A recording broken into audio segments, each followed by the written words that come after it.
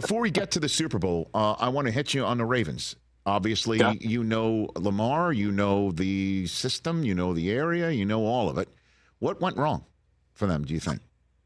Yeah, I mean, I think the bottom line for the Ravens was they needed Lamar Jackson to be Superman, but they didn't allow him to use all his powers. I think that's what it boiled down to. They dropped back to throw 82% of the time in the game, and that's not to say that doesn't put Lamar Jackson in a good spot. He's a great thrower of the football and great from the pocket. But when you watch that touchdown at the beginning of the game to Zay Flowers, Lamar held the ball for 8 seconds, broke an unbelievable tackle in the pocket, and then made a play on an off-schedule throw. And I think that that's what he was looking for the majority of the rest of the game, just giving his guys opportunities to make plays down the field. But I think that Todd Monken, looking back on it, will see that in the AFC Championship game, when you're at home and you have a team in the Chiefs that is banged up, you got to run the football. And it's not just handing it off to Gus Edwards or Justice Hill. They needed to run Lamar Jackson from the beginning of the game, early and often, get him at least 15 carries because you've got nothing else to play for. You've got nothing else to lose. That's your opportunity. You have to put Lamar in the best situation to win, and that's allowing him to use his arm and his leg. So the question I have as a follow-up is what does this mean for Lamar? And by that I mean this. All season long, we're talking about how he's the MVP because Todd Monken brought in a system that allows him to have ownership of an offense as a passer. And now Here we are having a conversation how he didn't make the Super Bowl. And it's likely he will be named MVP of the season at the Super Bowl the Thursday before, and he's not there as a player because he didn't run it enough. And so what do we make of Lamar's ability to overcome all this himself? Yeah, I don't think the way you phrase that is a little – I don't agree with the phrasing of it. It's not that Lamar – and the Ravens aren't in the Super Bowl because he didn't run it enough.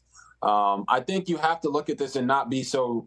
And I'm not saying that you are. Obviously, our industry is very reactionary, right? So Lamar and the Ravens come up short. It's, hey, we got to hold his ass to the fire and charge him up here and compare him to the great quarterbacks that have ever played the game, like the Peyton Mannings, who didn't win a Super Bowl till his 9th year, and this is Lamar's 6th year. So.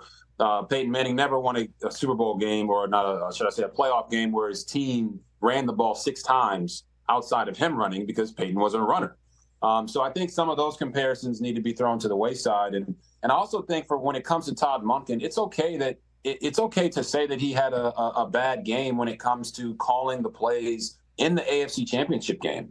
Like, this is one of the best Ravens teams of all time, not just on paper, but in reality. They hadn't been to an AFC Championship game in 11 seasons, 11 years. So they should celebrate the fact that they have a young core, and they should celebrate the fact that they have an offense that's only going to continue to get better.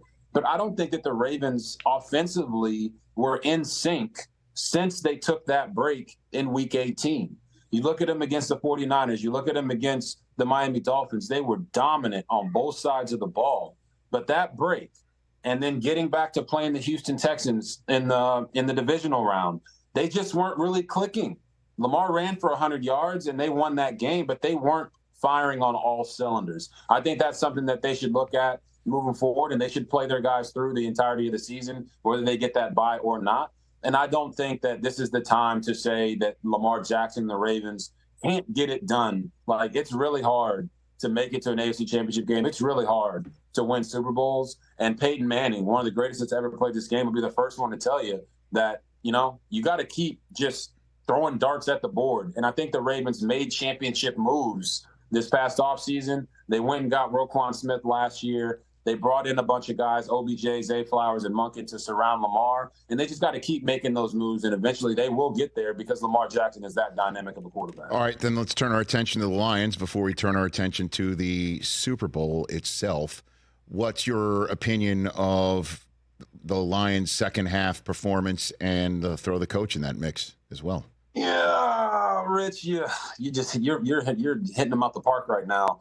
I'm a huge bite the kneecaps kind of guy. You know what I mean? I don't have. Some people don't even think I have kneecaps anymore because of some of the injuries that I went through. But Dan Campbell, he made the mistake of being I feel like he felt like he was forced to do what he had been doing up into that point. Right. His identity was aggressiveness on fourth down. His identity was, I'm going to put it in the hands of my quarterback and my team, and we're going to go make it happen. And that's what got them to the NFC Championship game. But at some point, your gut has to tell you, because this is not about the analytics. I know I'm not a pro or against analytics guy. I think it all works in conjunction together. But your gut has to tell you momentum is a real thing. And getting those 3 points on the board on one of those 2 fourth downs where they went for it was going to pay dividends for them for the rest of that game. There's no excuse for running the ball on third down and having to burn a timeout there late in the game on the goal line, which they ended up needing would have needed on the next possession to get the ball back anyway and not kick that onside. But the bottom line is they ran the ball 21 times for 148 yards in the first half and only ran it 7 times in the second half. That could be circumstantial based off the flow of the game, but the Lions should have won that game. There's no doubt about it. Being up 24-7 at half, they were dominant. They should have won that game, and they didn't because of some of the decisions that they made in the second half. Catch the Rich Eisen Show every single day on the Roku channel, 12 to 3 Eastern, for free.